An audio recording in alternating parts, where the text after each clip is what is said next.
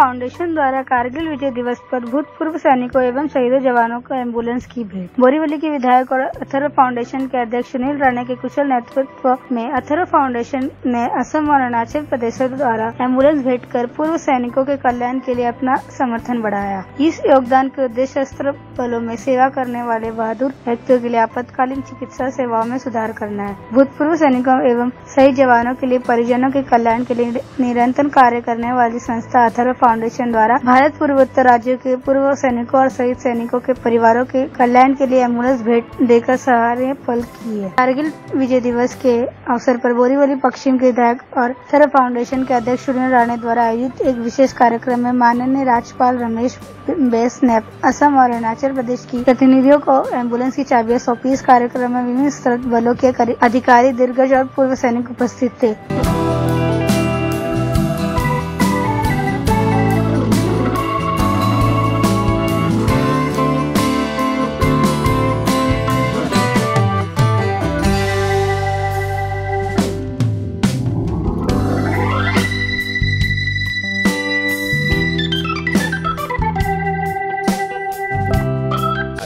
के लिए आपने एम्बुलेंस दिया, क्या कहेंगे?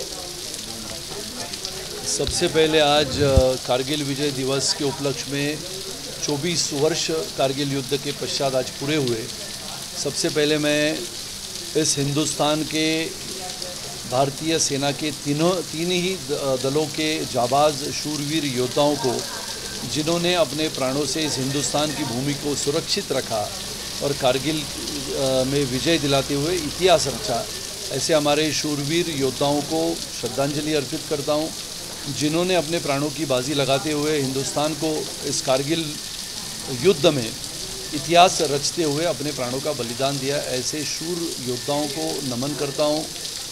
आज के अथर्व फाउंडेशन के इस कार्यक्रम में हमने अरुणाचल और आसाम के राज्य सैनिक बोर्ड के पूर्व सैनिक तथा हमारे शहीद परिवारों के प्रति उनकी सेहत अच्छी रहे, इसके लिए एम्बुलेंस का वितरण जो हम करते हैं, ऐसे हमारे 2 राज्यों के लिए हमने आज 2 एम्बुलेंस का वितरण किया। हमारे साथ कर्नल चटर्जी जी यहाँ पर उपस्थित है और महामहिम राज्यपाल आदरणीय श्री रमेश बैस साहब के हाथों से ये दोनों चाबियाँ एम्बुलेंस की हमने एक अरुणाचल के लिए, आसाम के लिए आज प्रदान कर दी। वैसे तो अथर्व फाउंडेशन ने पहले सिक्किम के लिए, फिर नागालैंड के लिए और मणिपुर के राज्यों के राज्य सैनिक बोर्ड के लिए हमने एम्बुलेंसेस प्रदान की थी।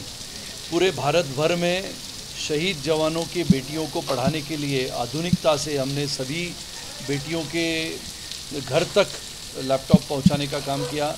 महाराष्ट्र में हमारा सैनिक शहीद होने के पश्चात उसको अनुदान के प्रति उनके परिवार को 8.5 लाख रुपए मिलते थे, लेकिन हमारे भूतपूर्व महाराष्ट्र के मुख्यमंत्री और आज के हमारे उप मुख्यमंत्री सन्माननीय देवेंद्र जी के नेतृत्व में हमने उस 8.5 लाख रुपए के अनुदान को हमने करीबन 1 करोड़ रुपये तक कर दिया था।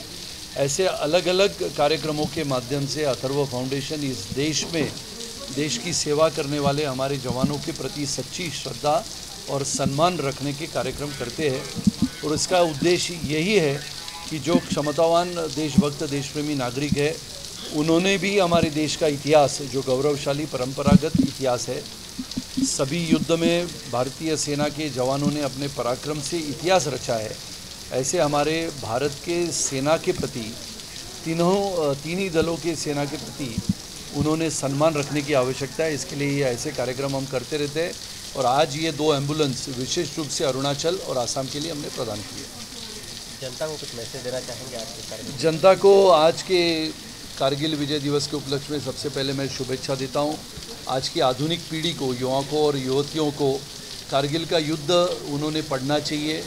उसके पुस्तक में जो इतिहास है उसको पढ़ के अपने देश का जो इतिहास है, कारगिल का युद्ध का इतिहास है, 24 वर्ष पहले जिस युद्ध का इतिहास लिखा गया और ऐसा वर्णन है कि पूरे विश्व में सबसे ऊंची चट्टानों पे, बर्फीली ठंडी ऐसे पहाड़ों पे ये युद्ध लड़ा गया और ये महाभयंकर, भीषण और बहुत ही अद्भुत ऐसा युद्ध हमारे भारतीय सेना के जाबाज जवानों ने लड़ा।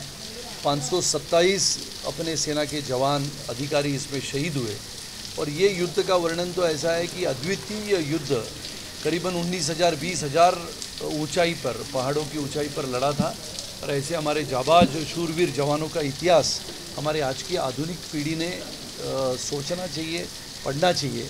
और आदरणीय प्रधानमंत्री श्री नरेंद्र मोदी जी का भी मैं अभिनंदन करता हूं कि जिन्होंने आधुनिकता से बढ़ते हुए हमारी देश की रक्षा और रक्षा विभाग को जिस आधुनिकता से बढ़ाने का प्रयास किया है, इसके लिए आज हमारी भारतीय सेना गौरवान्वित महसूस करती है।